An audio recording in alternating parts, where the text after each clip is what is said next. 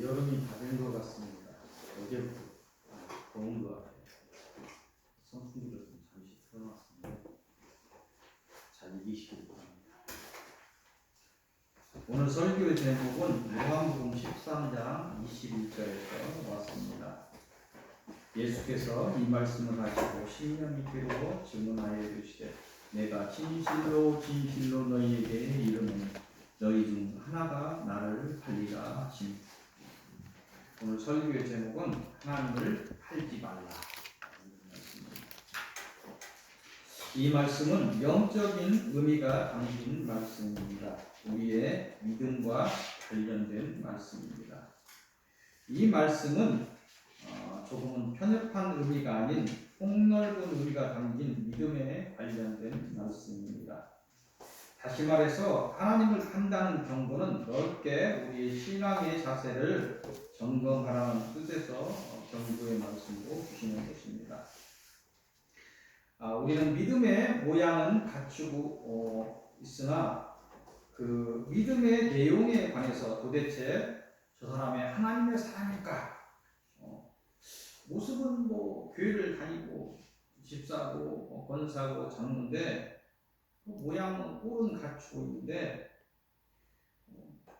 어떤 긴급한 상황이 난다든지 또 사회의 어떤 관계 속에서 그 사람이 하나님의 사람을 이렇게 갸우뚱해지는 그런 것들을 볼 수 있다는 거예요. 하나님의 사람임을 증명할 방법을 찾을 수 없는 그런 사람들을 종종 만나곤 합니다. 그런 사람들은 경건의 모양은 갖추었으나 다른 것을 같이 찾고 있는 그 이스라엘의 종교인보다도 못한 사람일 수도 있습니다.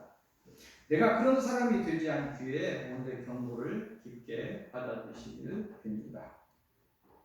오늘 하나님을 팔지 말라는 그 경고의 밑에 이어지는 서론의 말씀은 구약의 열왕기 하로 강했습니다. 열왕기 3은 끝나고 이제 열왕기 하로 들어갑니다. 열왕기 하 거의 이스라엘 남북으로 갈려져서 마지막을 향해서 달리고 있는 주의 날들에 볼 수 있습니다. 열왕기하 1장 1절에서 18절까지입니다. 이것을 통해서 주시는 말씀은 죽으리라. 하나님을 소홀히 경홀히 여기고 업신여기면 반드시 죽게 된다는 경고의 말씀입니다. 이 성경을 통해서 하나님의 역사를 자세히 이렇게 살펴보면 하나님을 놓친 그 솔로몬의 나라가, 솔로몬 이룬 나라가 둘로 갈라진 후에 더욱 악한 길로 달려가는 것을 알 수 있습니다. 여기 열왕기 하 부분은 이 악에 물들어서 이들이 얼마나 철저히 무너졌는가를 보여주는 기록입니다. 이 악한 행위에 대해서 하나님은 어떤 심판을 하셨는지를 알 수 있는 경고의 책입니다. 오늘 서론의 본문의 어떤 내용은 오늘 아까 얘기한 1장 1절에서 18절까지 이 내용은 아합, 북이스라엘의 악한 왕이 아합이라고 했어요. 그 아합의 뒤를 이어 왕이 된 이스라엘의 8번째 북이스라엘 얘기입니다. 이 역사에서는 남왕국 북왕국 가운데 남유다 북이스라엘, 그 북이스라엘 8번째 왕인 아하시아에 대한 말씀입니다. 다윗의 시대 이래로 이스라엘의 지배를 받았던 모압, 요단 동쪽에 있는 나라 모압이 있는데 배반을 한 것 같습니다. 이 아합이 죽고 나서 힘이 약해지니까 배반을 한 것 같은데 위협이 되었다, 이렇게 성경은 이야기합니다. 이 아하시아 왕은 그로 인한 걱정으로 인해서 걱정하다가 다락 난간에서 떨어져서 다쳤는데 낫지 못하고 병으로 깊어져 눕게 됩니다. 하나님을 놓치고 죄에 빠진 어떤 시대상을 우리가 볼 수 있는데 이 아하시아 왕은 하나님을 찾아야 되는데 하나님을 찾지 않고 블레셋 땅의 그 성읍들 중에 하나인 에그론에 있는 그 그 신 바알세보를 찾아가서 자신의 병이 낫겠나 묻는 일이 발생해요. 어처구니 없는 일이죠. 하나님의 사람인데 엉뚱하게 쉽게 얘기하면 어디 무당에게 찾아가서 내 병 낫겠느냐 물어보는 것이, 목사가 예를 들어서 자기 무당에 가서 내 문제가 어떻게 됩니까? 하나님께 물어야 되잖아요. 얼마나 시대상이 악했는지를 보여주는 예화입니다. 하나님의 말씀을 받은 이런 것을 다 아시는 하나님께서 말씀을 엘리야에게 주시는 것이죠. 아하시아 신하들에게 그 아하시아의 얘기를 듣고 그 바알세보에게 물으러 가는 그 신하들에게 하나님의 말씀을 전하고 있습니다. 하나님의 경고를 전하고 있는데, 이스라엘에 하나님이 없어서 에그론의 신 바알세보에게 묻느냐, 내 죄로 인해 내가 올라간 침상에서 죽으리라. 이런 경고의 말씀을 하고 있습니다. 이 경고를 하는 이유는 회개를 하고 되돌아오라는 것이죠. 이 경고의 말씀을 듣고도 하나님을 찾지 않고 엘리야를 죽이려고 하죠. 군사를 3번씩이나 보냅니다.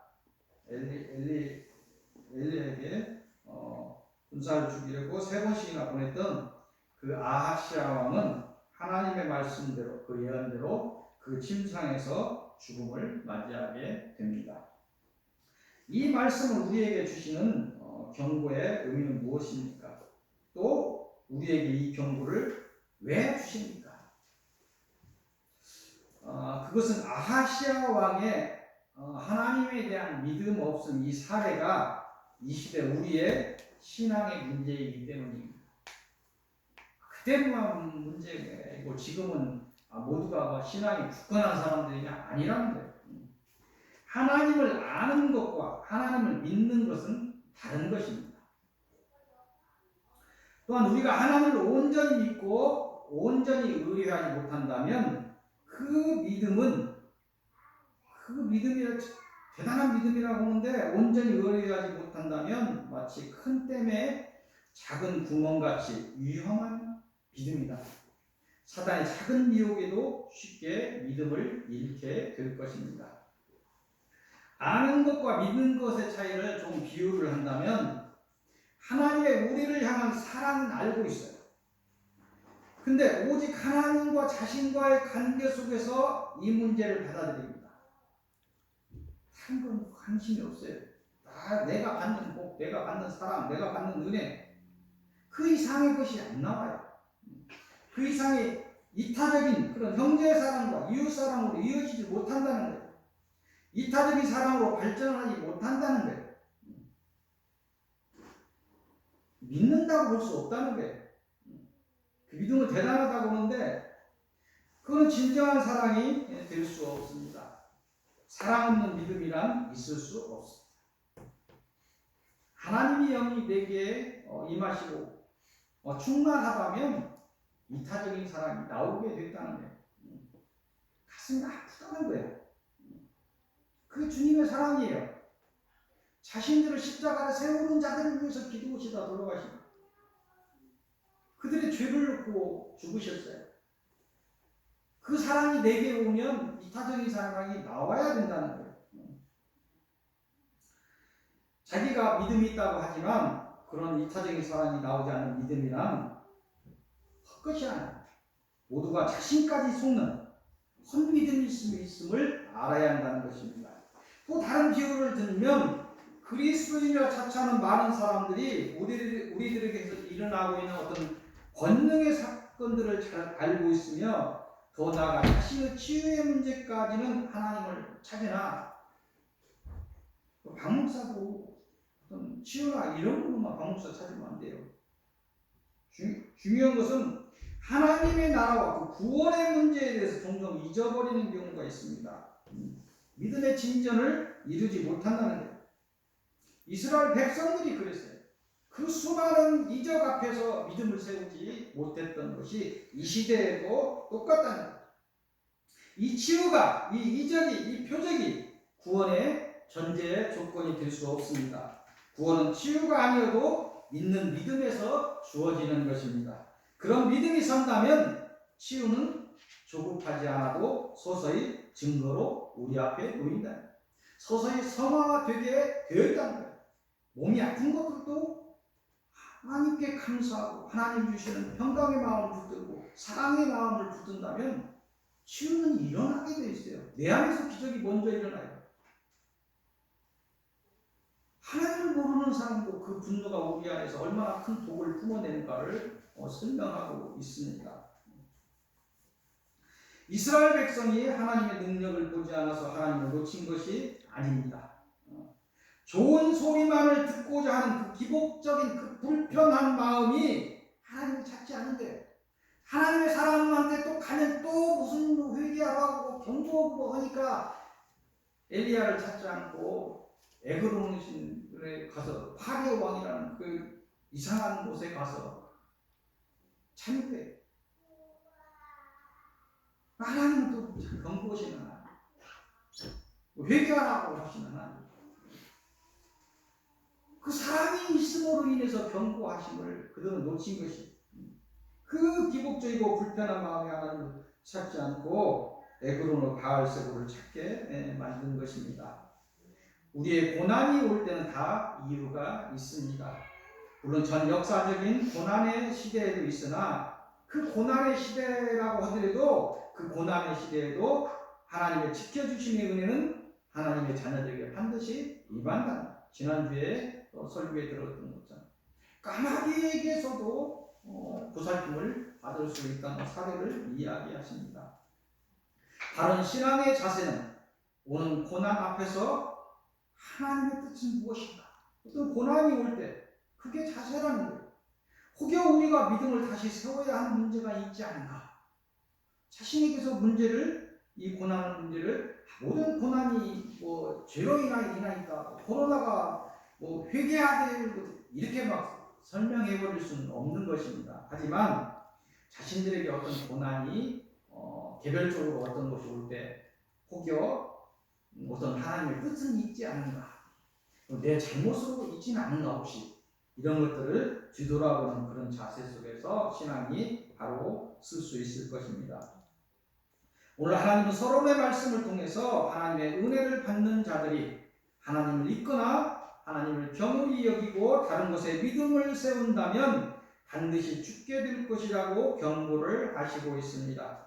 내 삶의 모든 문제를 온전히 하나님을 의뢰하시고 전능하신 하나님으로부터 받은 은혜를 헤아릴 수 없을 만큼 많이 받아 그 믿음의 증거로 세우시는 복된 사람들이 되시기를 빕니다. 오늘 본론의 말씀은 2장으로 가겠습니다. 열왕기하 2장 1절에서 18절까지 보겠습니다. 이곳을 통해서 주시는 말씀은 올라가리라, 죽으리라와 반대예요. 사망하리라와 죽으리라와 올라가리라, 복을 받고 올라가리라는 얘기입니다. 이곳의 내용은 하나님의 믿음의 사명을 신실하게 마친 선지자 엘리야가 수제자 엘리사가 나옵니다. 엘리야의 제자가 엘리사에게 하나님의 믿음의 사명을 이어가게 하고 있습니다. 내용들을 보면 또 많은 제자들이 보는 가운데서 요단의 물을 믿음으로 가르고, 요단물을 가르는 것이 또 나와요. 이게 구약에 이게 나중에 또 엘리야도 이렇게 요단의 물을 믿음으로 가르고 많은 땅을 건너서 가나안으로 들어갔다. 또 많은 제자들이 보는 앞에서 회오리 바람처럼 하늘로 승천했다. 이런 얘기가 나옵니다. 결론적으로 우리의 올라감이, 우리의 구원이 믿음과 관련이 있다는 것을 말씀하십니다. 또한 하나님께 구하는 모든 은혜가 우리의 믿음과 관련이 있음을 알 수 있습니다. 9절 10절을 보면 수제자 엘리사가 믿음과 관련이 있다는 것을 말씀을 드리는 것입니다. 수제자 엘리사가 엘리야에게, 스승에게 이야기합니다. 당신이 이런 마지막 이렇게 나한테 넘겨주시는데 당신의 각자의 능력을 받기를 원합니다. 이런 얘기예요. 엘리야가 어떻게 이야기를 하냐면 하나님이 하시는 능력의 승천을 본다면, 내가 올라가는 것을 네가 본다면 너는 갑절의 능력이 임할 것이다. 그럼 모든 사람이 다 보지 않았다는 얘기예요. 못 보는 사람도 있었다는 거예요. 믿음으로 인해서 이 승천을 볼 수 있었다는 얘기를 하고 있습니다. 이 말씀의 깊은 뜻은 하나님의 능력과 자신의 사명에 대한 하나님의 인도하심을 믿는다면, 네가 내 제자로서 이런 하나님의 능력과 사명에 대해서 하나님 인도하심을 믿는다면 하나님께서 하시는 엘리야의 하늘로 올라감을 볼 것이며, 이 믿음이 너에게 갑절의 능력을 줄 것이다. 이렇게 말씀하십니다. 엘리사는 이 말씀을 믿음으로 받았어요. 그 믿음을 세워서 엘리야의 승천하신 걸 보고 엘리야의 승천과 함께 갑절의 능력을 엘리사가 받게 됩니다. 그래서 엘리야처럼 또 엘리사도 요단을 갈랐다, 이렇게 또 얘기합니다. 요단의 물을 가르고 마른 땅을 건너서 요단강을 건너는 이적을 보이면서 역사의 현장에 등장하게 됩니다.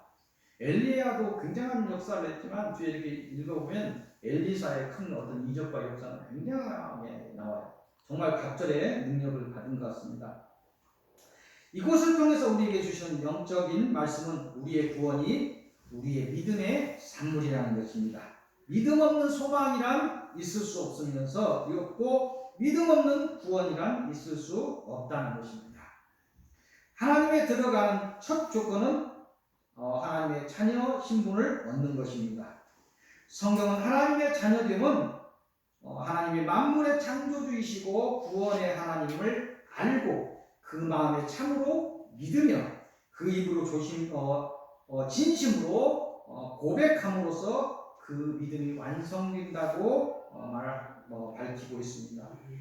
그런 믿음으로 우리는 하나님의 은혜를 입어서 의롭다 칭함을 입고 성령의 역사로 거듭나 하나님의 자녀가 되는 것입니다. 어떻게 구원을 이루는가, 어떻게 우리가 하나님께 인도되는가, 어떻게 하나님의 자녀로서 이렇게 가는 것을 지금 설명하고 있는 것입니다. 그런 거듭난 사람들은 하나님의 인도하심을 받게 되며 하나님이 주시는 소망을 영혼의 가치로 붙들고 사단이 주는 유혹의 풍랑을 이기고 마침내 하나님의 나라에 들어가게 되는 것입니다. 믿음으로 하나님의 자녀가 되어야 하나님의 인도를 받을 수 있어요. 하나님의 소망을 가질 수 있어요. 믿음이 우선이 되는 거예요. 믿음 없이 소망을 가질 수 없고 믿음 없이 구원에 이를 수 없다는 것입니다. 이 역사의 사례가 여러분의 믿음을 다시 세우는 계기가 되기를 빕니다. 그 믿음으로 하나님의 은혜를 힘입고 영육간의 능력을 덧입어서 영적인 싸움을 이기고 이 고난의 시대를 힘있게 건너시기를 빕니다. 오늘 주시는 결론의 말씀은 처음 봤던 요한복음 13장으로 가겠습니다. 결론의 말씀은 요한복음 13장 21절에서 30절까지입니다. 이곳을 통해서 주시는 결론의 말씀은 하나님을 팔지 말라는 것입니다. 이곳의 내용은 예수님의 제자 중에 유다, 가룟 유다가 예수님을 죽이고자 하는 사람들에게 또 제사장들에게, 바리새인들에게, 또 종교 지도자들에게 은 30을 막 팔아 넘겼다. 은 30은 그 시대의 노예의 몸값이에요. 하나님이 이 땅에 오셔서 종의 몸값에 팔리십니다. 그 팔았던 자가 사랑하는 제자. 얼마나 가슴 아픈 얘기입니까? 가룟 유다는 처음 제자로 부름을 받고 많은 은혜와 능력을 받았을 것으로 생각됩니다. 그런 얘기는 성경에 없지만 그렇다는 얘기예요. 모든 제자들이 그 능력을 다 받았으니까. 처음 제자들이 능력을 받고 둘씩 셋씩 모여서 막 나가서 막 진리를 전하고 그래서 막 귀신을 쫓아내고 막 병을 치유하고 막 역사들이 다 받았다는 얘기예요. 어느 날부터 그는 주님의 말씀을 순수하게 받지 못하고 이 땅의 일들을 생각하고 걱정하는 자가 되고 말았습니다. 유다는 예수님의 능력과 그 표적을 보고 이 땅의 왕으로 생각하고 따랐습니다. 이 땅의 왕이 아닌 만왕의 왕의 길을 가기 위해서 십자가의 죽으심을 자꾸 밝히자 큰 실망을 하였으며 그 실망은 배신으로 나타난 것입니다. 그때나 지금의 시대나 진리의 말씀은 영적인 말씀입니다. 이 진리를 이 땅의 기복으로 풀어낸다면 그 누구도 다른 유다의 길을 가지 않는다고 장담할 수 없을 것입니다. 표적은 이 시대의 표적은 주님이 말씀하시는데 표적은 요나의 표적밖에 없다. 죽음에서 사흘 만에 살아나는 표적이 우리의 가장 큰 표적이 우리가 부활해서 하나님 나라에 가는 것이 가장 큰 표적이라고 말씀하시는데 구원의 그 이상의 것은 없다는 거예요. 우리 하나님 나라와 하나님을 구하는 것 이상의 것은 없다는 거예요. 나머지 먹고 마시고 있는 것은 내가 주리라 하시는 거예요. 그걸 너희가 믿지 못하는 거예요. 지금까지 하나님의 능력과 그 표적을 바라보는 범주에서 믿음이 멈추었다면 표적을 바라보는 것에서 우리의 믿음이 멈추었다면 다시 한번 믿음의 눈으로 하나님을 바라보시기 바랍니다. 많은 것들이 여러분들이 놓치는 것들이 뭐냐면 정말 중요한 영적 싸움에서 앞에 선 자와 같이 가는 것이죠. 근데 여러분이 저를 바라보는 거 위에 하나님이 계셔야 돼요. 그걸 놓쳐버리면 안 되는 거예요. 큰일 납니다. 큰일 나는 결과가 있습니다. 믿음을 세우지 못하고 보이는 현상과 보여지는 표적에 내 믿음이 멈춘다면 사단이 오면서 보이는 그 현상과 공격 앞에서 속절없이 무너집니다.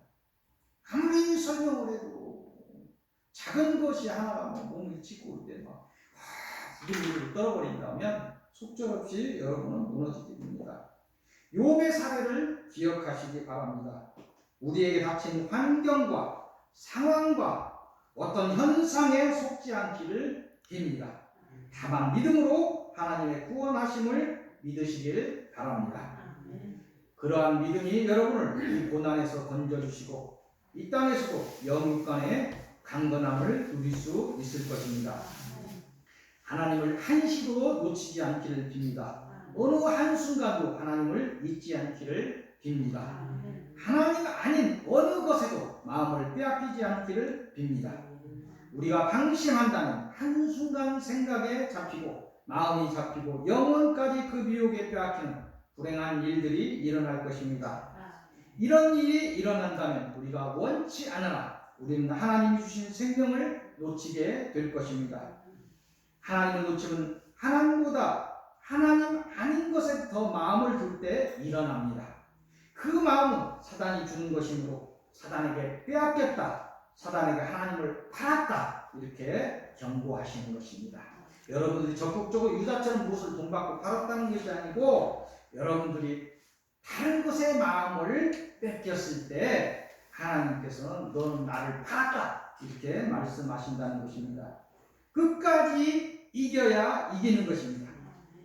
마지막까지 최선을 다해야 승리할 수 있습니다.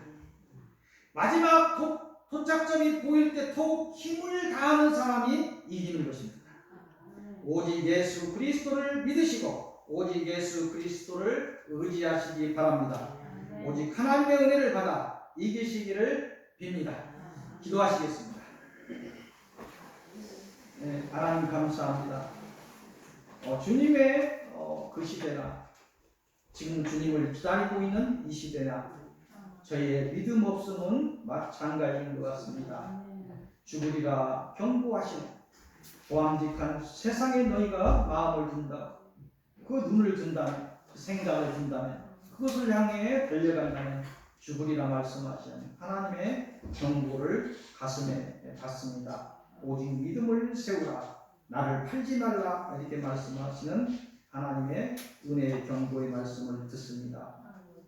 하지만 저희는 약합니다. 사단은 강한 생각으로 저희를 흔들고 옵니다. 저희 약함을 아시오니 주께서 저희를 붙들어 주옵소서. 모든 서익교회 성도들을 지켜 주옵소서. 이 서익교회를 강한 오른팔로 붙잡아 주옵소서. 마지막까지 이기고 이기게 하옵소서. 주 예수 그리스도 이름으로 기도하옵나이다. 아멘.